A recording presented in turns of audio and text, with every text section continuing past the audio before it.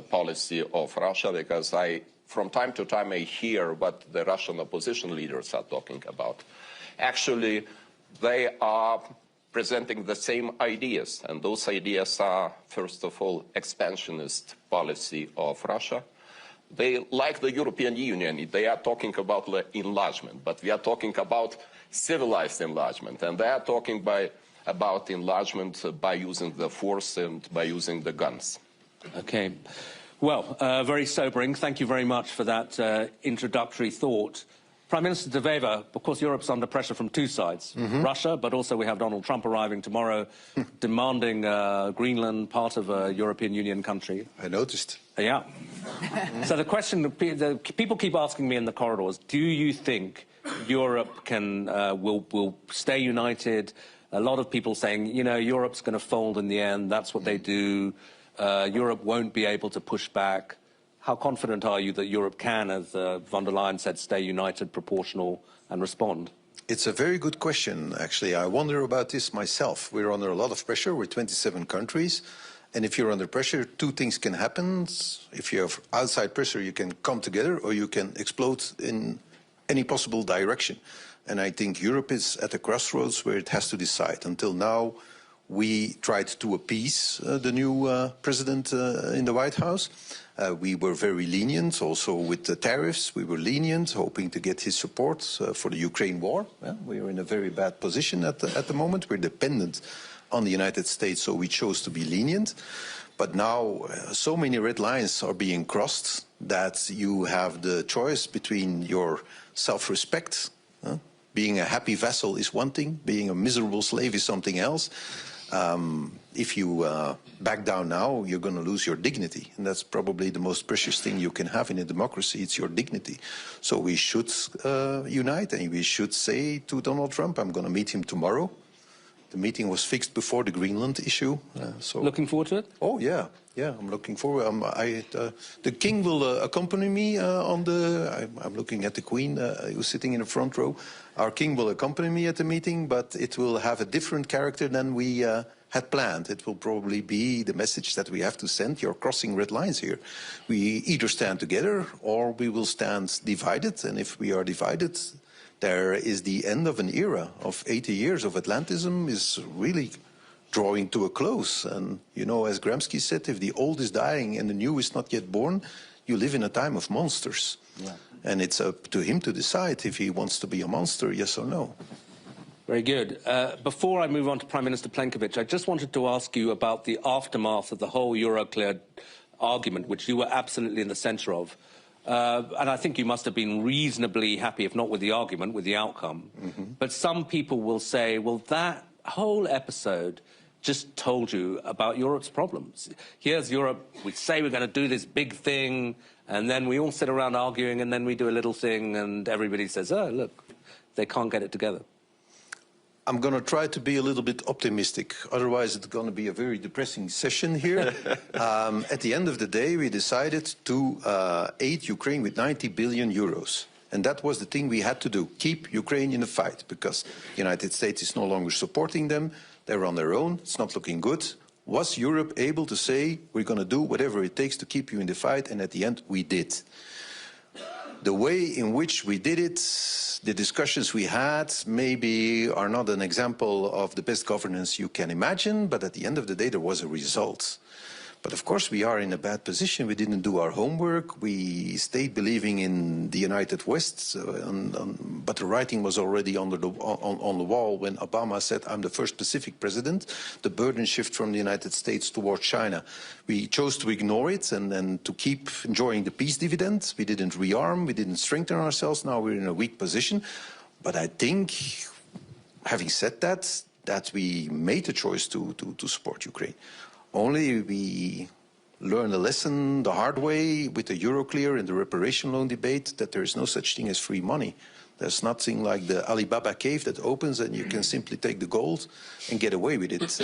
That was an illusion that existed for a few months at the European table, but I think we managed to put an end to it for the moment. Okay.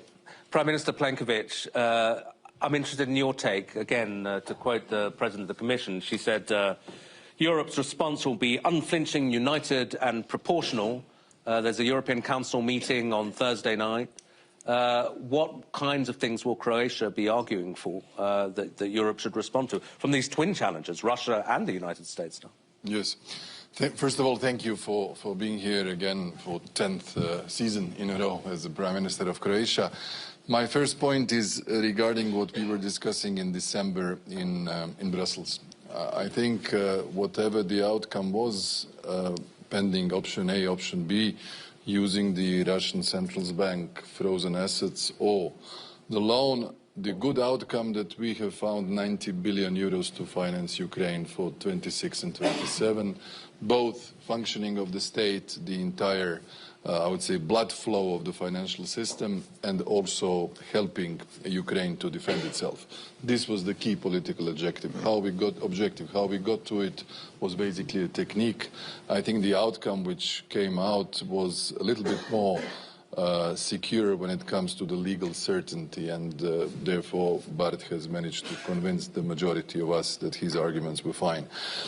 When it comes to the two pressures, one coming from Russia with the brutal violation of international law and the aggression against Ukraine after other episodes in the part of Europe which was formerly a neighborhood, now it's more into the enlargement basket. I mean here Moldova and Georgia, which do have basically frozen territories. I think that the key aspect is to remain vigorously on the side of the Ukrainians and on the side of freedom, democracy and international law. This is what we stand for.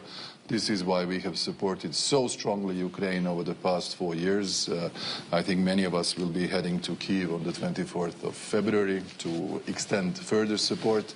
And I think we should a little bit revisit what we discussed a few days ago, and that is the peace plan. Now, the Greenland has taken us, the entire debate, into a different direction, a bit odd, unexpected, but these are the realities of a changing global order. We are, as we have seen recently, in the situation where the international organizations, international law, global governance, as we knew it, is changing so rapidly that we need to position ourselves. I think the only safe way for the European Union to remain an actor is to try to be as united as possible.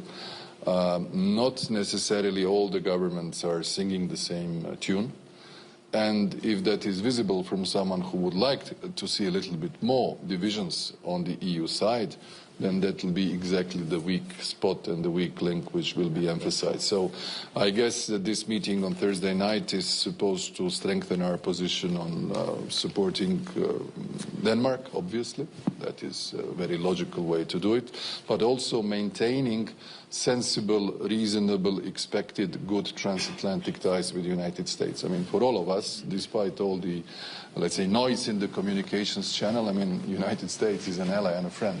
I don't know anybody among 27 who has altered that position. So we need to talk to each other more, maybe be less abrupt in being faced with fait accompli propositions, but more talking to each other and finding solutions for the global order. This is our position, and this is a line of Croatia that has been very clear for the last 10 years. Thank you very much. Marguerite, you run a big European bank. And both things, I guess, are important to you. You're European, you're also a banker. How do you navigate these geopolitical waters? I was quite struck that the European Business Roundtable issued a statement saying, you know, okay, it's enough with America, we need to get tough, which is not the normal thing that you expect business people to say. So how do you see it? You're right. As my accent probably betrays me, I'm French, and at the same time, you know, I live in Amsterdam, running, you know, a Dutch bank, so I would define myself as passionately European. And when I try to think about what are all European values, I would say that, you know, this is about, you know, the rule of law, this is about human dignity, this is about democracy, this is about also reason and truth.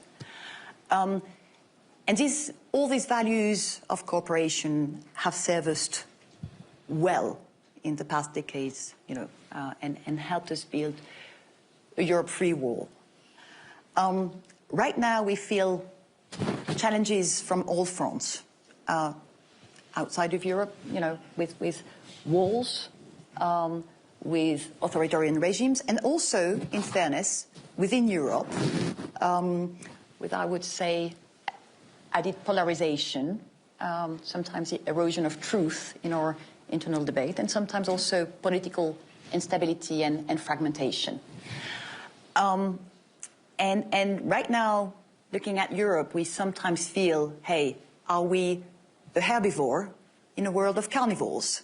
Because on all fronts, you know, we feel right now under pressure. Looks a bit like that. Mm-hmm. It may feel like that. And then the answer is, if we want to defend our values, we need to be strong. And it's not only about, I would say, military or political strength. This is also about economic strength. And this is where, you know, very, you know, humbly as a banker, you know, we feel we can contribute. Because what are banks? The plumbing of the economy, the blood circulating in the economy, making projects possible, financing innovation, financing infrastructure, and taking risk we manage and understand. And this is what we want to do because we want to be, you know, strong European banks for a strong Europe. That sometimes also lead us to I would say, question collectively our risk appetite in Europe. Don't get me wrong. You know, I was, at the time of the financial crisis, actually in the public service working at the Élysée, so I got first-hand experience of what goes wrong when the financial sector goes wrong. But I think we have built a very sound financial sector, and now we need to make sure that sometimes, you know, our collective risk appetite is not preventing us from also financing the needed European transitions, be it, you know, energy, defense, mobility, tech and digital, to name a few. Because unfortunately, being conservative in today's world and status quo is not a very, you know, it's not a risk-off position. It is a very dangerous one.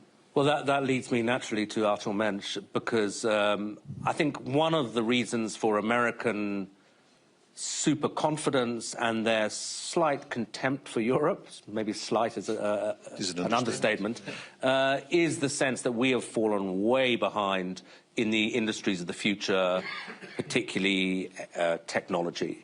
And indeed, I remember being at a meeting and you passed by and somebody said, you know, there's our only hope. He's the only guy we've got. You know, I don't want to lay too much on you. But how far behind is Europe and what can we do about it? Well, I think there are a few reasons to be optimistic on that front. If you look at technology is about inflection points, and whenever you have a replatforming of software because you've invented a new technology, you can expect competition to rise again, and you can expect opportunities to rise. And then the question is Europe ready to use those opportunities to catch up? Because effectively, we lost the battle on cloud, and we created a huge dependency to US digital services in Europe. So that's 80% of digital services being imported from the US to Europe, and that's effectively all that amount of value that is coming back to the US used and reinvested in R&D to build further leverage and further dominance. And so this is true, but yet AI is a way to build different software. It's a different kind of infrastructure that you need to build. You need a lot of energy. You need high density energy sites. Europe has plenty of those. You can rebuild the entire public cloud services based on AI technology. And it's actually much less costly to rebuild thanks to artificial intelligence. So suddenly the unit economics of software have changed. And the good thing about Europe is that we have opportunities. We have, again, energy, high supply of energy. We have talented people that can build software quickly. We actually have manufacturing, financial services, those companies that are worldwide competitors, world-class. And those companies are willing to spend on R&D, willing to transform themselves around artificial intelligence. And what we've seen in the last year, and honestly, I think Donald Trump presidency played a role there, is that a lot of these companies and a lot of European states realize that now may be the time to partner with European technology providers to build value together, to make sure that the value created is reinvested in research and development to further build leverage and get rid of the dependency that we have created for ourselves. And that dependency, the technological dependency, is probably the biggest vector of power of the United States. And if you talk to J.D. Vance, that's exactly how he staged that. So we do need to build that leverage and to make sure that that we use our strength to not fall into what I think is the biggest risk in the coming years for Europe, which is to become a colony in artificial intelligence. In that we may be in a state, if European technology does not achieve its goals, we may be in a state where 95% of digital services and artificial intelligence is imported from the US. And that means that our entire industry is going to run its processes on top of an infrastructure that can be turned off. If the US decides to. That also means that our defense technology and deterrence is going to rely on US technology that can be turned off, and that means deterrence cease to be anything. And eventually that also means something for democracies. And at Mistral we don't really focus on that, we really focus on the two first points. But on the consumer side, if you end up with two US companies that owns access to information and can influence how people think, that means they can actually influence elections, they can influence the regimes wherever they actually are deployed. And so I think we can build leverage onto three things, so defense, economy, and information sovereignty. We work with businesses, enterprises, and states to make sure that we create leverage on two first. We can do it more. We think Europe could invest more in European technology, procure more European technology, cease to procure US technology, and that would propel us forward. But really we have reasons to be optimistic, and in a way we are ceasing to be the frog in the slowly boiling kettle, because we realize that effectively they've built leverage and they're going to use it. So no, a lot of red lines have been crossed, and it means that actions are being taken, and I think we should continue to take them. Just kind of quick follow-up. I mean, as you say, you run a major business. You must, in the space you're in, work a lot with Americans. You have to. I mean, we do. Yeah, we do, and we export to America, and we haven't built our differentiation based on sovereign concerns only. We've built an approach to enterprise software, an approach to creation of value in financial services manufacturing that we actually export to the US. But as a businessman, you know, with responsibility to the people who invested in you, can you do the things that politically you think need to be done, which is, you know, reduce your risk, reduce your exposure to the United States? We have, in that we have reduced our dependency to hyperscalers, for instance. That's why we moved toward infrastructure. We decided to invest in creating our own servers, in buying our own GPUs, in operating those, and eventually what we are achieving is that we are now a full stack vertically integrated AI cloud provider. That does reduce our dependency to US services, because effectively when we started, we used US cloud services because there was nothing else to train models on. Now we do depend on goods. The good dependency is not going to disappear anytime soon, but the good dependency is much more balanced in that the US actually needs European goods, we need US goods. We'll find a way. On digital services, this is not balanced, and this is a very high risk. And so that's why we decided to build that vertically integrated stack, because we heard from the market, from public sector, from defense, that this was a requirement. Okay. Marguerite, actually, I'd just like to ask you how all of this applies to the financial sector. I mean, because people are saying, I mean, maybe this trade war will be called off and Donald Trump will change his mind, etc. But if it starts, it'll start spilling over perhaps into banking and into the financial markets. In fact, do you think we're already seeing a reaction in the financial markets to the growing uncertainty? I would say that, you know, there's one thing markets don't like is you know, uncertainty. And certainly, you know, when there is less cooperation, people start to really become fidgety. And I think there's something interesting that we're observing right now.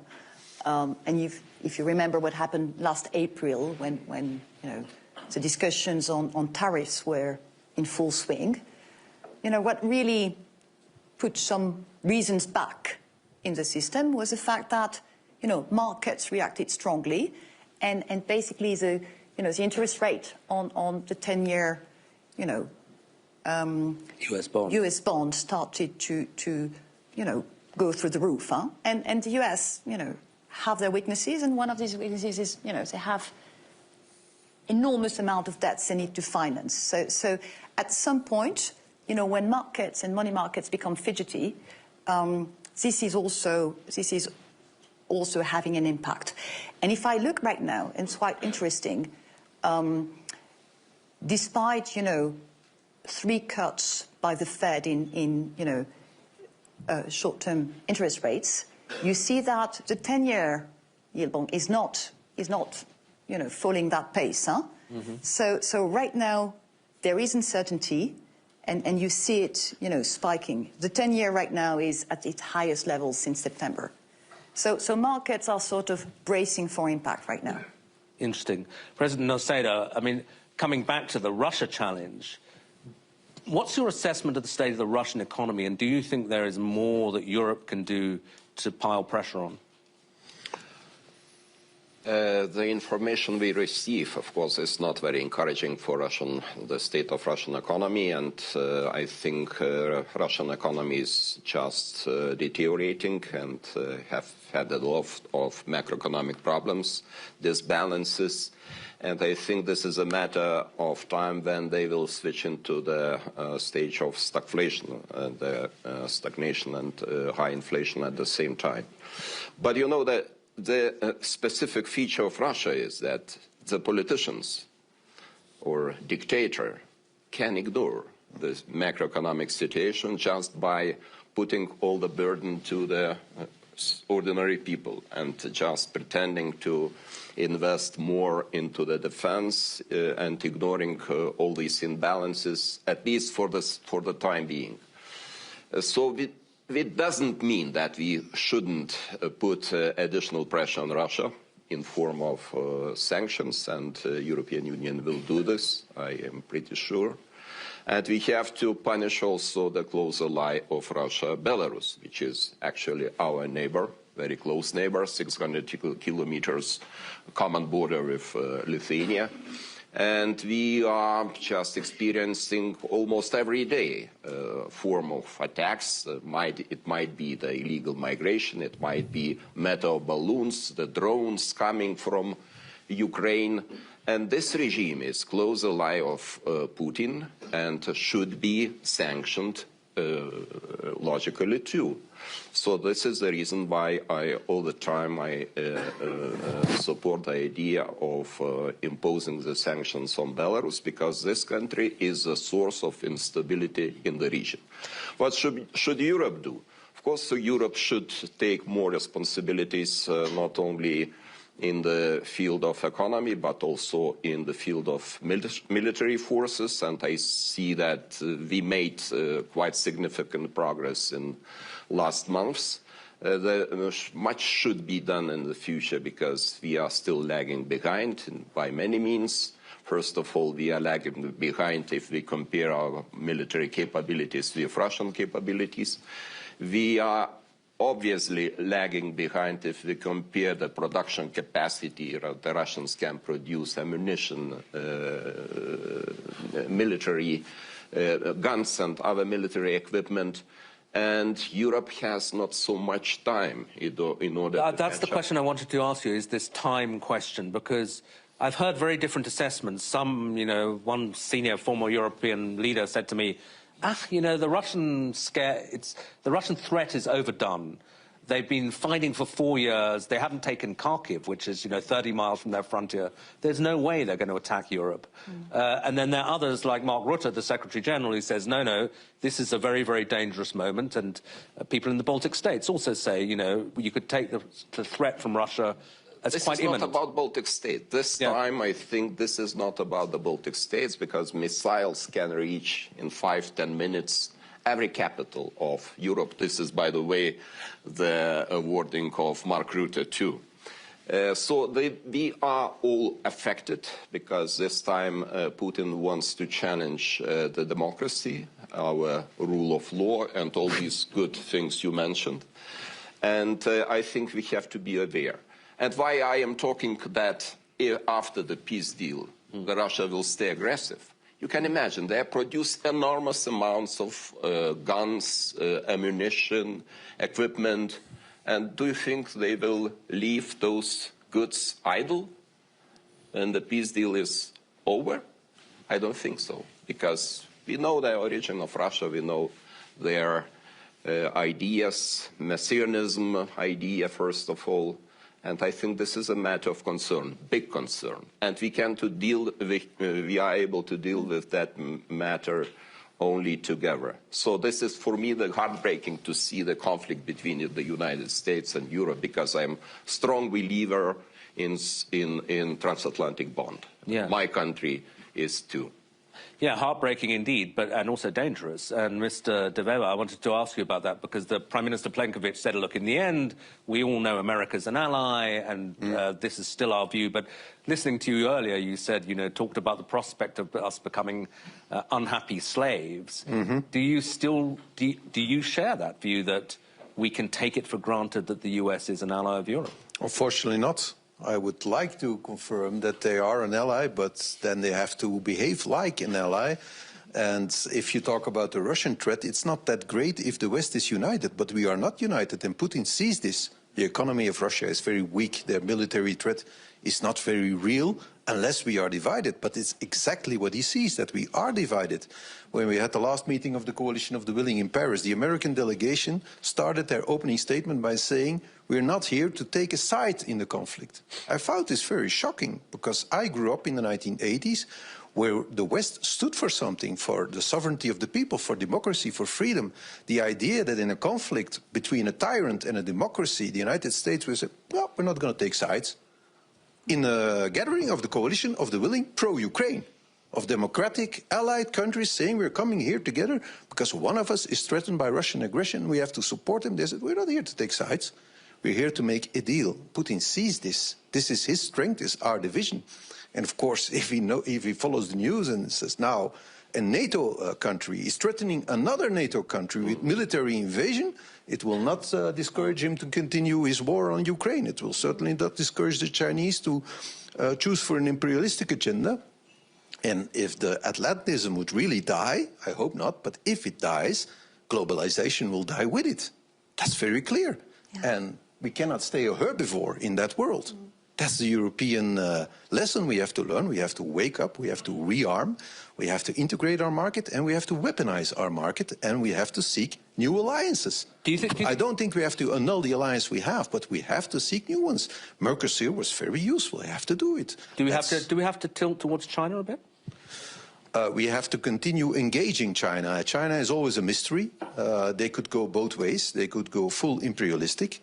But I think China can also be engaged to evolve towards a win-win situation. But of course, then you also need the United Europe to talk to them, to say what is our win. Because for the moment, it is their win and our lose. In 2007, the numbers don't lie. The European economy was 10 times bigger than China. Now we're equal. In 2007, we were equal with the United States. Now they're 50% in front of us. The entire difference is the tech sector. We've become totally dependent on technology that we do not own and do not control. That is not how the Chinese did it. They did it differently. We were a little bit naive, and it's time to wake up. We need our own technological platforms to build the prosperity of tomorrow. If not, Trump can do with us, he can play with us. He can make us slaves because we actually are slaves then. And we'll have to take for granted whatever he does. And we've been accustomed to very nice presidents like Obama, and we haven't noticed that the shift in America is not bound to one presidency. It's a structural shift. The face of America has turned to the Pacific. Their backside is turned to the Atlantic. And that will not change after Trump. It's a structural thing. So it's up to us, I think, not to complain about Trump because you say you will get all the attention tomorrow. I can assure you, you already had it today. Yeah. In every conversation, it's Trump, Trump, Trump, Trump, Trump. Okay, that's very nice. And we can complain about Trump, the way he does things, the way he tells things, the humiliation, he lays it on very thick. But that cannot exclude us or that does not exempt you from doing your own homework. And maybe we should focus on that. And then maybe in 5 years, we will say, thank you, Mr. Trump, for waking us up just in time to build a much stronger Europe and a united Europe. It can go either way. Either we unite or either globalization will die and we will be the victim of it. Yeah. You wanted to say, I want to come to Prime Minister Plenković in a second, but a quick one. Maybe two remarks on my side. I fully agree with the Prime Minister. One of the striking facts for me, and you know, I went to university in the US. This is a country I deeply feel for. I'm struck by the weakness of US institutions at the moment. Mm-hmm. It is striking. Huh? We thought that this was, you know, the strongest democracy with you know, strong checks and balances. You know, right now when I'm talking to American CEOs, many of them accept to say things in private that they don't dare saying in public because they are concerned about potential retortions on their companies. And I'm like, oh my God, is this the US we're talking about? So that's one sort of, you know, fact that we have to digest as well in the way we perceive the US right now. And the other one is, and that may seem as a long time ago, but I think we all read, you know, the paper, the US, you know, the national strategy that was shared. And the terms in which Europe were described, I mean, was described, it's not, you know, it's not a description of an ally or a friend, huh? And so it is yeah. Well, really it's a friend that needs intervention because we're apparently facing civilizational erasure and they need to help us out of it. But Prime Minister Plenković, obviously you sit in you know, at the different end of Europe from Belgium. From your point of view in Croatia, I think you were the last enlargement, the last most recent member of the EU. Do you think enlargement is still something that the EU should be looking at as a way of strengthening itself? Absolutely. We are certainly the last member of the European Union, but it was already 13 years ago. We joined NATO in 2009, and that's why, for us, you know, when after the Bucharest NATO summit at the time, President Bush came to Croatia and at the San Marcos Square in front of the government and parliament, he said, no one will ever take your freedom away. For a country that had occupied territories to 27% at a certain point, which was the biggest percentage Ukraine had in 2022, that was an important message of stability and assurance of peace. That's why for us, keeping the transatlantic relationship is important. It's something that is embedded in our way of thinking, how we see democracy in the West. And I'm sure the similar logic also is in Lithuania.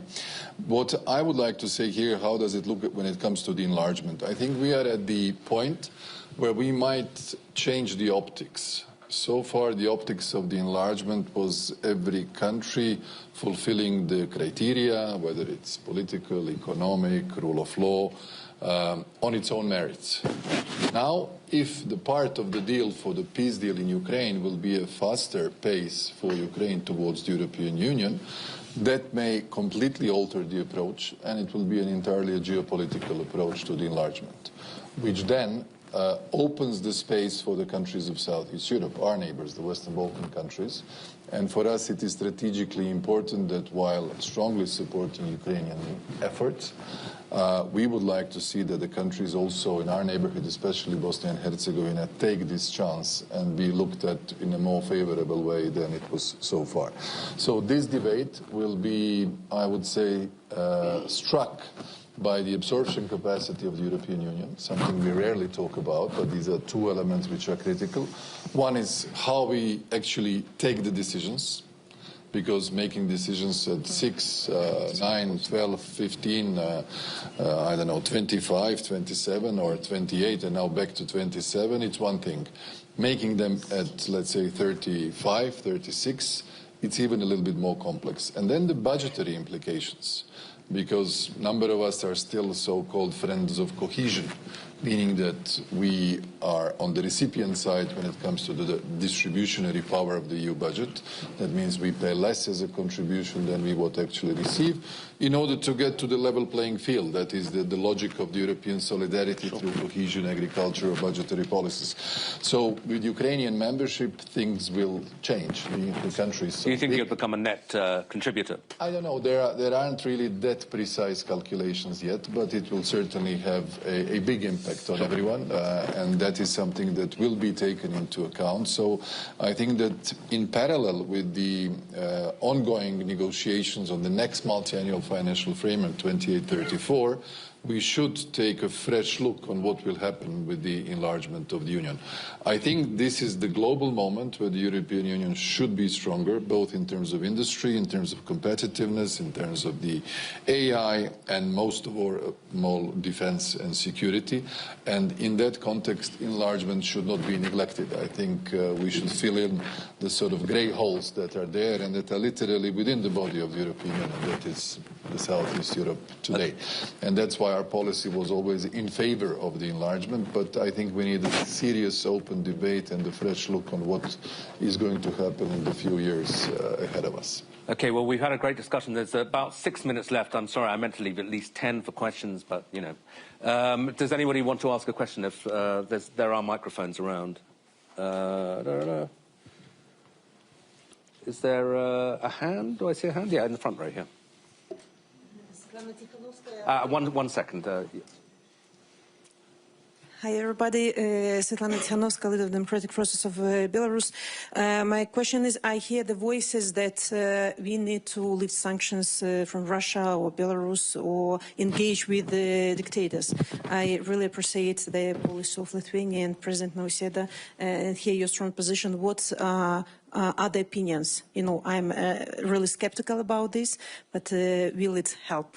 Okay, perhaps for you. What was the question? So the leader of the Belarusian opposition saying she's worried. There are voices that we should engage with dictators or lift sanctions from Russia or Belarusian regime.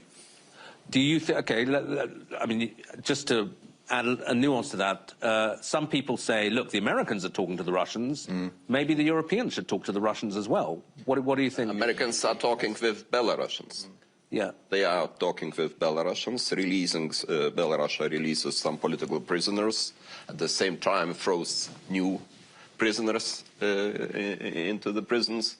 But the question was about, yes, about our unity regarding this issue too, because there are some discussions about how hard we should approach Belarus, how consistent and decisive we have to be in front of Belarus, and I think we have to apply the same policies as against Russia, because, as I mentioned, and not only that, Belarus is deploying the Oreshnik systems, Belarus is deploying tactical nuclear weapons, building, or at least there are the plans to build new nuclear reactors additionally by violating all the safety rules and standards. So this is really the matter of concern, especially taking into account that this current regime has consolidated itself. This is a problem not for next 1 or 2 years. It might be the problem for next 10 years. Prime Minister De Wever, I saw you wanted to say something. Well, negotiate with Putin, I think, is not a very good idea, because, as the Americans said, if you want to speak, speak softly, but carry a big stick. We don't have a big stick. We can only speak softly. And that is, for the moment, that's our problem. With soft speech, you're not going to convince Belarus, you're not going to convince Putin. You're the real elected leader of Belarus. And if you talk about enlargement, this is our power. It's Europe wants to be, people want to join the European Union. Yes. Nobody wants to join China. Nobody, no neighbor of the United States says, well, we want to join the United States. Nobody wants to. They want to join the European Union just because we have respect. We have the rule of law. We do speak softly. But it is an important debate, because the enlargement will, of course, test the absorption of the United States of Europe, I wanted to say that. But give it a couple of years. Just at the moment where we need deep integration to get the big stick, the enlargement debate is contradictory to that. Maybe we should do both, create Europes at different speeds, because I do want to enlarge, and I do hope that one day we can have you join as the real leader of Belarus in the European family and speak softly amongst ourselves. Yeah. Would be great. Actually, I'll just take it, and then I'll come to you. There's a question over there, just one more. Sorry, I take the floor from the Prime Minister. My name is Michael Murray, and I represent, frankly speaking, Ukraine. We are vice president for MHP company. We are the biggest producer of poultry in Europe. First of all, from Ukraine... Keep it short, because we've only got 2 minutes. From Ukrainians, we would like to thank you for all these words of support and for your clear standing for Ukraine, for independence, and for your clear understanding what is the good and what is bad. And this is very important. I will be very short, because I wanted to ask about the question about our integration, boosting integration to EU, and it's very great that you mentioned it first. But one point I would like to mention in this, that maybe, what do you think? Maybe Europe needs more clarity, more strategy regarding how you will perceive, how you see Ukrainian potential to strengthen strategic autonomy of... Okay, I'm going to have to cut you off there, though you won't get an answer. Yeah. Prime Minister Plenković, why don't you answer that, because you wanted to add to some of the other stuff. If I may just relate a little bit to what Madam Tikhanovskaya said, because she mentioned the issue of the sanctions. I think we need to be very clear on what Kremlin is doing. The dialogue between the United States and Russia on Ukraine is the way to, first of all, restore the relations between Moscow and Washington. Secondly, to be in the position to get gradually rid of various restrictive measures or sanctions regime, whether it's European, American, or somebody else's, or UK's. And third, seek the full rehabilitation at the international scene. These are the 3 steps which are crystal clear. Everything that has been happening over the last few months in the context of negotiations is going into that direction. And what we have seen, despite all the packages of sanctions, which did have an impact on Russian economy, and I'm sure everything is even probably more complicated than Gitanas suggested, we didn't see the reflection on the political line, nor the political context, nor the strengthening of the opposition, no weakening of the regime, no change of the course. This is the specificity that we are dealing in. That's where the problem is. That's why the United States are, in this context, with the new second Trump administration, in the position to talk, because they talk actually differently than what the rest of us talk in the context of the European Union. They have given themselves a maneuvering space. When it comes to the question of Ukraine, Ukraine actually has a lot to give to Europe when it comes to security and defense. Basically, Ukrainian military today is the only one that has been in such a test of war and defense that nobody else has done that on such a large scale. We are a small country. We had a problem 30 years ago, but it's almost uncomparable to what Ukraine has endured, suffered, and actually resisted so strongly in order to diminish the percentage of the currently occupied territories and illegally annexed from 27 to 19.5, which I suggested to President Zelensky, never give a drop of an ink to something that may be giving away territories de jure. Yeah, very shortly. I'm afraid I think we're out of time and they're going to throw us out of the room, but just 2 sentences and then I'll wrap it up. I am in favor of setting a very clear date of the membership for Ukraine and European Union, not as a legally binding, but as a political ambition. And I represent this idea in all the European Council meetings, and I hope that there will be more colleagues supporting this idea. This would be a great contribution to the strategic autonomy you mentioned too. Gabe, that's a very good thought, a concrete proposal on which to end this session. So thank you very much to the panel and thanks to the audience.